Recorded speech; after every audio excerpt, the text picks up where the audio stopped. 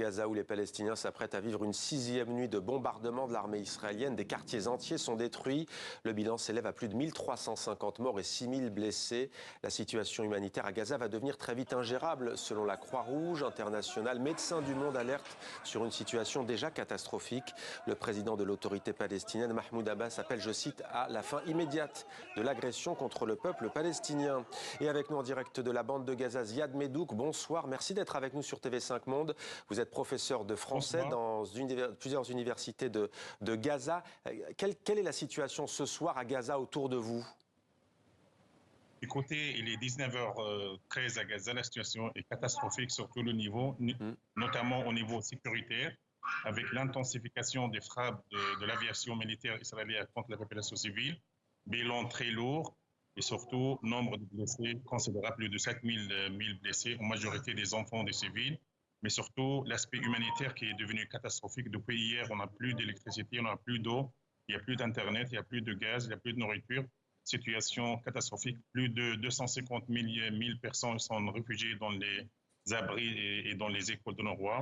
Mais le reste, ça veut dire presque 1,5 million, ils n'ont pas d'abri, qui attendent leur sort dans les maisons, dans les immeubles, qui sont les cibles depuis samedi des bombardements israéliens intensifs qui visent des quartiers, qui visent des immeubles, qui visent la structure civile, mais surtout ils visent les civils de Gaza. On entend des enfants derrière vous, visiblement en bas âge. Vous avez choisi de rester ou vous n'avez pas le choix? Comment allez-vous gérer ces prochaines heures à titre personnel et d'ailleurs le quartier dans lequel vous vivez?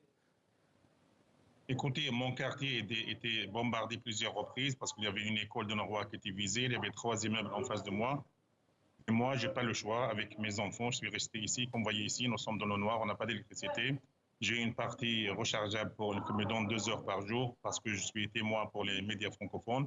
Mais on essaie de tenir bon, mais la situation est catastrophique. Et si cette situation va rester 2-3 jours, on va avoir une vraie catastrophe humanitaire parce qu'il y a un manque de nourriture, manque d'eau, manque d'électricité. Et la situation, c'est pour cela qu'on appelle le monde officiel de bouger pour arrêter les agressions et surtout pour réouvrir le passage, pour permettre aux 2 millions de Palestiniens de vivre dignement avec l'aide internationale. Un ministre israélien a déclaré, je le cite, il n'y aura pas d'eau, pas d'électricité, pas de carburant tant que les otages israéliens ne seront pas rentrés chez eux.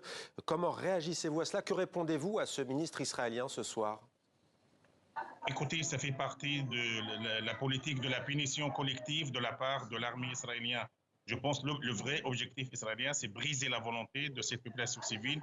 Je rappelle, il est en train de subir un blocus israélien inhumain depuis 16 ans, qu'il a subi 4 offensives israéliennes, celles de 2009, 2012, 2014 et 2021. Mais c'est une population qui a décidé de rester attachée malgré donc, cette nouvelle escalade, cette nouvelle agression. Donc pour nous, cette déclaration, ça montre un peu qu'il y a une politique de punition collective, c'est mettre la pression sur cette population. Et l'objectif numéro 1 de cette nouvelle agression, c'est mettre la pression sur la population civile qui paye les conséquences de cette folie meurtrière de l'occupation israélienne. Ziad Medouk qui paye aussi parce qu'Israël officiellement réagit à cette attaque sans précédent du Hamas sur le sol israélien. Jamais dans l'histoire une organisation palestinienne, au nom de la lutte du peuple palestinien, a mené des telles attaques en s'en prenant à des civils, en tuant des femmes, en tuant aussi des enfants. Vous êtes professeur, vous avez des étudiants. Est-ce que vous vous démarquez de ce qui s'est passé sur le sol israélien, de ce qu'a fait le Hamas, au nom, au fond, dit-il, de vous, du peuple palestinien? Écoutez, le peuple palestinien, il est sous occupation, il est sous colonisation, il est sous régime d'apartheid.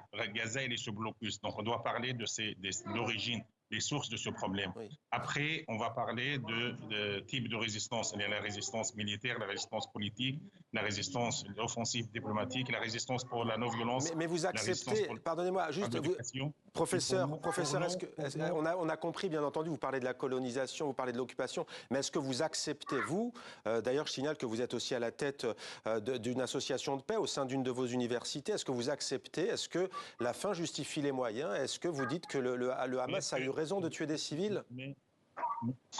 Vous pensez-vous que comment je vais continuer, moi, comme pacifiste, à continuer à parler de la paix quand mes étudiants ils m'ont dit que ton université, ton département était bombardé par l'armée israélienne. Nous sommes tous pour la paix. Il n'y aura jamais une solution militaire. La seule solution, c'est la paix, mais la paix dans la justice. Mais avant, pour que ces scènes de violence ne se répètent pas dans les deux côtés, il faut régler le problème de fond. Il faut créer un État palestinien, il faut mettre fin à l'occupation. Il faut que la communauté internationale prenne ses responsabilités et mette fin à l'occupation, au blocage de Gaza. Et après, on reprend le processus de paix parce que c'est la seule solution. C'est la paix, c'est la solution politique. La solution militaire n'apportera pas ni la violence ni la guerre n'apportera la paix. Merci Ziad Medhouk. C'est notre choix populaire avant tout. Merci Ziad Medhouk d'avoir été avec nous ce soir en direct de Gaza, dont je rappelle que vous êtes professeur de français dans plusieurs universités de l'enclave palestinienne.